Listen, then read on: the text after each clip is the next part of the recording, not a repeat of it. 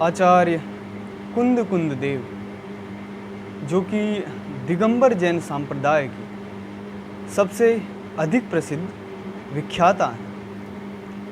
8 से अधिक नामों से जिन्हें जाना जाता है, 84 से अधिक जिनकी प्रसिद्ध रचनाएं हैं, जिन्हें आचार्य और देव की उपाधि तो मिली ही है, लेकिन कभी कभार उन्हें सर्वज्ञ भी माना जाता है। प्रकृति, जीव और अस्तित्व की व्याख्या उन्होंने अपने सबसे प्रसिद्ध ग्रंथ समय सार में दी है, जो कि अद्वितीय माना जाता है, और अपने सिद्धांतों की व्याख्या उन्होंने प्रवचन सार में बहुत अधिक सरल रूप से की है। इसके अलावा नियमों का पालन करके स्वयं में संयम और नियंत्रण कैसे प्राप्त किया जाता है, ये उन्होंने नियम सार में बताया है। और उन्होंने स्वयं भी बहुत कठिन तपश्चर्या की, जिनमें आहार संबंधित व्रत, आसन संबंधित ध्यान और सभी जीवों का ध्यान देना, यहाँ तक कि सूक्ष्म जीवों का भी, और यात्राएं करना, ये सब शामिल है। उन्होंने बहुत तप किया और सिद्ध भी कहलाए।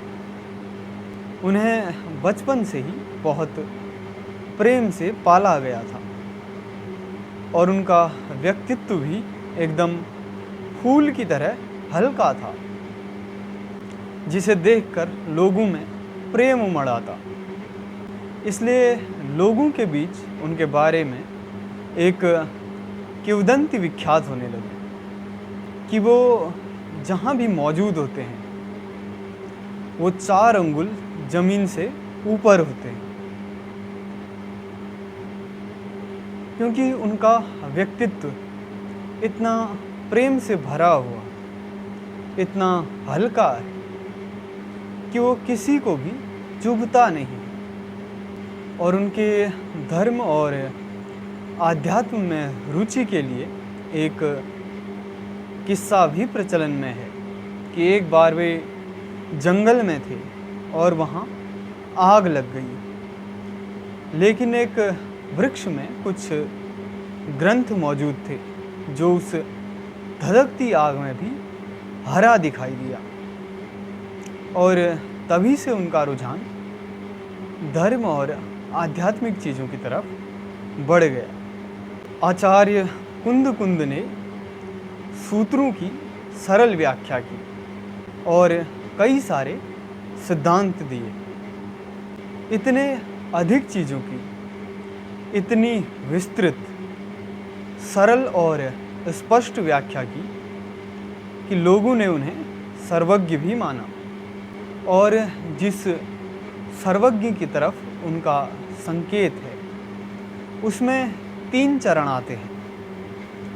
पहले चरण में दृष्टि उपलब्ध होती है, जिससे वो अपनी दृष्टि से रहस्यमयी चीज़ों को भी सरल रूप में देख सकते हैं। और दूसरे चरण में वे आचार्य, संत या मुनि बनते हैं,